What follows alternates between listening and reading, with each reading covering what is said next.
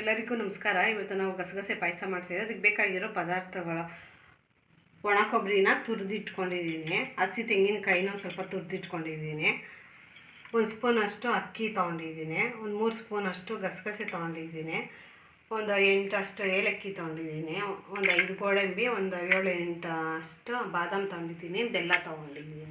ಮೊದಲಿಗೆ ಒಂದು ಬಾಣಲೆ ಇಟ್ಕೊಂಡಿದ್ದೀನಿ, ಸ್ಟವ್ ಅಂಟಿಸ್ಕೊಂಡು ಅದಕ್ಕೆ ಅಕ್ಕಿ ಹಾಕ್ಕೊಳ್ತಾ ಇದ್ದೀನಿ. ಹಾಕ್ಕೊಂಡು ಹುರ್ಕೊಳ್ಬೇಕು. ನಾನೀಗ ಗಸಗಸೆ ಸೇರಿಸ್ಕೊಳ್ತಾ ಇದ್ದೀನಿ. ಗಸಗಸೆ ಜೊತೆಗೆ ಏಲಕ್ಕಿ, ಗೋಡಂಬಿ ಇದೆಲ್ಲ ಹಾಕ್ತೀನಿ, ಬಾದಾಮ್ ಎಲ್ಲ.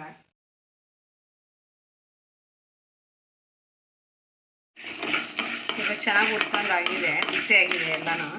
ಜಾರ್ ತೊಗೊಂಡು ಜಾರಿಗೆ ಸೇರಿಸ್ಕೊಳ್ತಾ ಇದ್ದೀನಿ. ನಾನು ಈಗ ಬೆಲ್ಲನ ಕುಟ್ಬಿಟ್ಟು ಪುಡಿ ಮಾಡಿ ಒಂದು ಬಟ್ಲಿಗೆ ಹಾಕಿ ನೀರು ಹಾಕಿ ಕರಗಿಸ್ಕೊಳ್ತೀನಿ. ಇದು ಹುರ್ಕೊಂಡಿರೋ ತಣ್ಣಗಾಗಿದೆ, ರುಬ್ಕೊಳ್ತೀನಿ, ಚೆನ್ನಾಗಿ ನೈಸಾಗಿ ಪುಡಿ ಮಾಡ್ಕೊಳ್ತೀನಿ. ಈಗ ರುಬ್ಕೊಂಡಿದ್ದೀನಿ.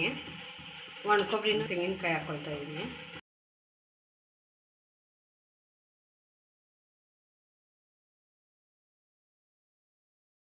ಈಗ ರುಬ್ಕೊಳ್ತೀನಿ ತೆಂಗಿನಕಾಯಿ.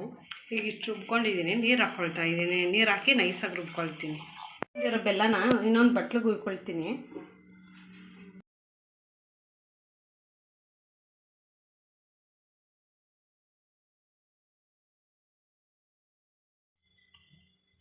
ಈಗ ಗಸಗಸೆನೂ ತೆಂಗಿನಕಾಯಿ ರುಬ್ಕೊಂಡಿದ್ದೀನಿ. ಈ ಬೆಲ್ಲದ ನೀರಿಗೆ ಸೇರಿಸ್ಕೊಳ್ತಾ ಇದ್ದೀನಿ. ಈಗ ಸ್ಟವ್ ಮೇಲೆ ಇಟ್ಬಿಟ್ಟು ಚೆನ್ನಾಗಿ ಕುದಿಸ್ಕೊಳ್ಬೇಕು. ಕೈ ಬಿಡ್ದಿರ ಆಡಿಸ್ತಾ ಇರಬೇಕು, ಒಂದು ಕುದಿ ಬರೋವ್ರಿಗೆ, ಇಲ್ಲಾಂದರೆ ಎಲ್ಲ ಗಂಟು ಕಟ್ಟಿಬಿಡುತ್ತೆ. ಈಗ ಚೆನ್ನಾಗಿ ಕುದೀತಾ ಇದೆ, ಇನ್ನೊಂದು ಕುದಿಸ್ಕೊತೀವಿ. ಚೆನ್ನಾಗಿ ಕುದೀಲಿ.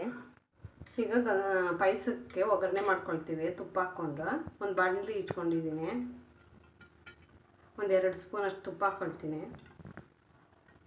ಈಗ ತುಪ್ಪ ಕಾದಿದೆ, ಗೋಡಂಬಿ ಹಾಕ್ಕೊಳ್ತೀನಿ. ಈಗ ದ್ರಾಕ್ಷಿ ಸೇರಿಸ್ಕೊಳ್ತೀನಿ.